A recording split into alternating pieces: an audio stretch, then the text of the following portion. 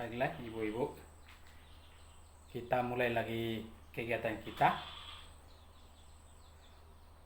Sebelumnya, Assalamualaikum warahmatullahi wabarakatuh. Salam sejahtera untuk kita semua. Selamat pagi. Untuk saat ini kita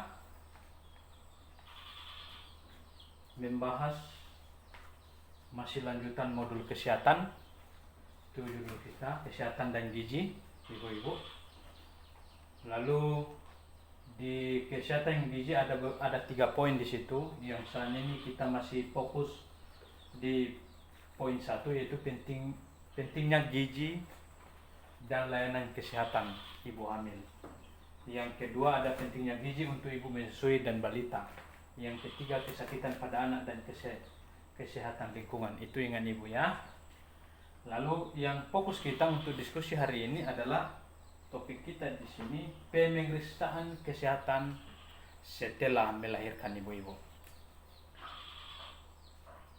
Baik ibu-ibu, kemarin kita sudah pertemuan kita sudah membentuk kelompok. Ada 3 kelompok, masih ingat ibu-ibu? 1 kelompok sehat, kelompok tinggi, dan kelompok cerdas. Nah, untuk saat ini kita minta kelompok cerdas untuk membentuk kelompoknya. Kita pisahkan semua ya ibu, dibagi 3 kelompok yang kita sebut. Ingat-ingat anggota kelompoknya bu ya. Nah, untuk kelompok cerdas, coba kita minta kelompok cerdas untuk menyampaikan pendapatnya mengenai pemeriksaan kesehatan setelah melahirkan. Oke ibu-ibu, kelompok cerdas siap? Baik ibu, terima kasih sudah memberikan pendapat. Jadi sebenarnya kita di sini akan menonton film, hanya saja kita terbatas dengan alat yang kita punya. Jadi walaupun itu tidak menjadi kendala kita untuk berdiskusi. Jadi sebelum kita membahas, supaya kita membuka pikiran kita atau berpikir lebih jauh mengenai pemeriksaan kesehatan setelah melahirkan, ibu-ibu biasanya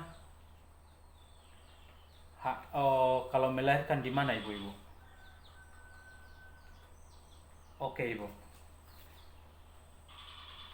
Jadi pada saat itu, kalau ibu kan sudah pernah, itu jawabannya tadi. Kalau ibu pada saat melahirkan di tempat fasilitas kesehatan, saat itu apakah langsung dilakukan pemeriksaan? Oke ibu, terima kasih jawabannya. Jadi kita untuk lebih mari kita lihat di flipchart 16 tentang pelayanan kesehatan di situ ibu. Kita buka buku pintar kita.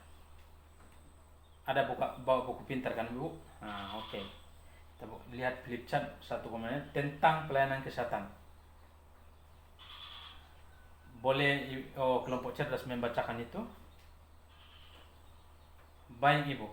Jadi untuk ibu nipas, seperti yang sudah dibacakan ibu dari kelompok cerdas, bahwasanya setelah melahirkan ada 3 kali pemeriksaan kesehatan setelah melahirkan ibu. Pertama 6 jam sampai 3 hari setelah melahirkan ibu-ibu. Yang kedua hari keempat sampai 28 hari setelah melahirkan. Jadi yang ketiga hari ke-29 sampai 42 hari setelah melahirkan ibu-ibu. Jadi ibu-ibu, untuk kita semua ibu-ibu, kalau kita di PKH wajib Kalau ada ibu-ibu yang hamil atau apa di anggota PKH ataupun masyarakat lain di luar dari PKH, mari kita ajak satu untuk melahirkan tetap di fasilitas kesehatan. Kenapa? Biar ditolong orang-orang yang profesional di situ, ibu-ibu. Ada tenaga kesehatannya, obatnya di situ lengkap, bidannya ada di situ. Lalu kenapa harus di puskesmas, ibu-ibu? Kasih pendapat ibu-ibu untuk kelompok tinggi, misalkan. Baik ibu, terima kasih, tepuk tangan dong buat kelompok tiga. Kelompok tinggi, mohon maaf ya bu. Ada yang tahu tanda-tandanya kalau terjadi masalah pada saat persalinan, ibu-ibu?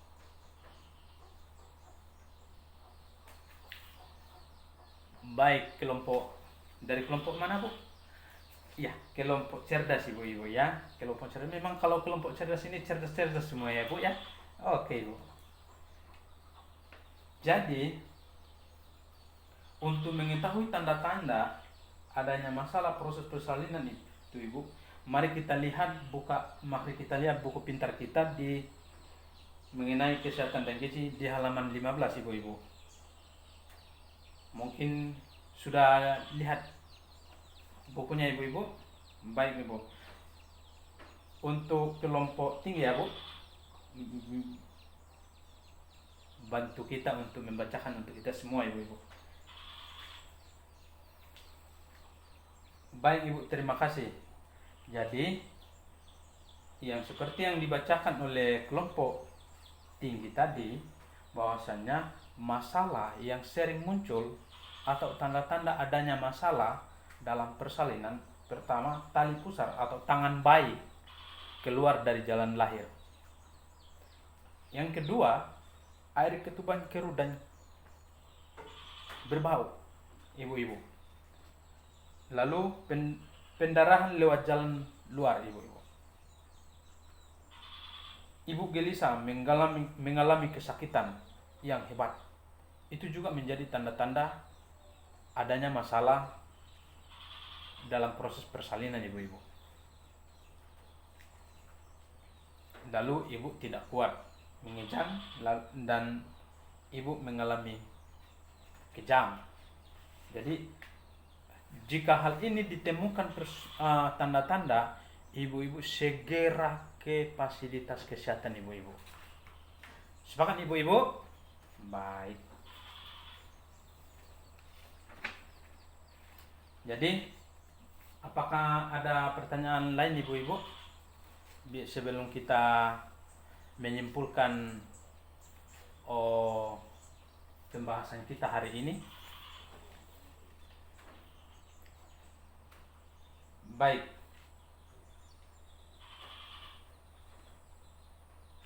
Ada yang tahu enggak bahwasannya gizi ibu anak baru lahir itu apa saja, Bu?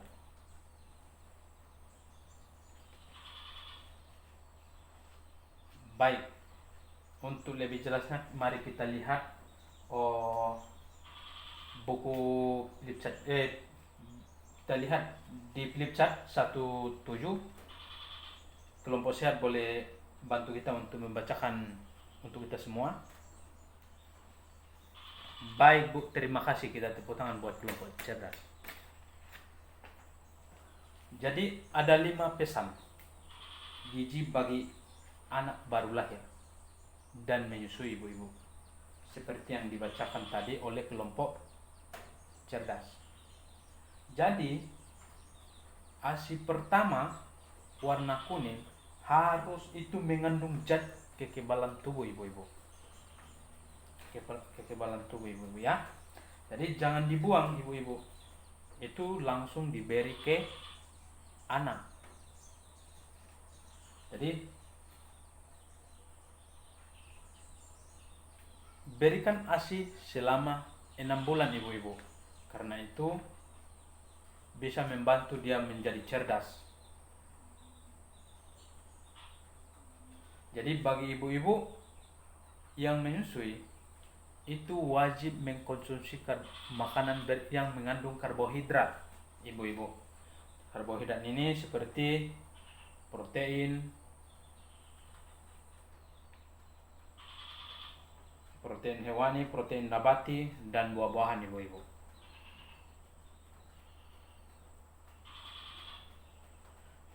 Yang terakhir adalah perbanyak minum air bagi ibu menyusui hingga 12 sampai 14 gelas, ibu-ibu. Jadi berbicara kita makanan karbohidrat yang mengandung karbohidrat, kita kan ini mungkin kalau kita berbicara secara kota itu memang mahal, ibu-ibu. Tapi karena kita di sini masih luas untuk bisa kita tanam seperti makanan kampung kita ya. Ada pisang, ada ubi, ada keladi, lanjut sayur-sayurnya ada daun ubi dan lain-lain, banyak itu, ibu-ibu. Itu bisa membantu untuk makanan yang mengandung karbohidrat, ibu-ibu. Baik, ibu-ibu, terima kasih. Masih ada pertanyaan? Baik, terima kasih, ibu-ibu. Jadi diskusi kita ini akan bermanfaat jikalau kita menerapkannya setiap kehidupan kita masing-masing. Sepanjang kita masih bisa melakukannya, lakukan, ibu-ibu ya, supaya kita tetap sehat. Oke, ibu, terima kasih. Mohon maaf jika ada salah perkataan dan yang tidak sesuai pada tempatnya. Saya mohon maaf. Akhir kata, assalamualaikum warahmatullahi wabarakatuh. Salam sejahtera untuk kita semua. Selamat siang.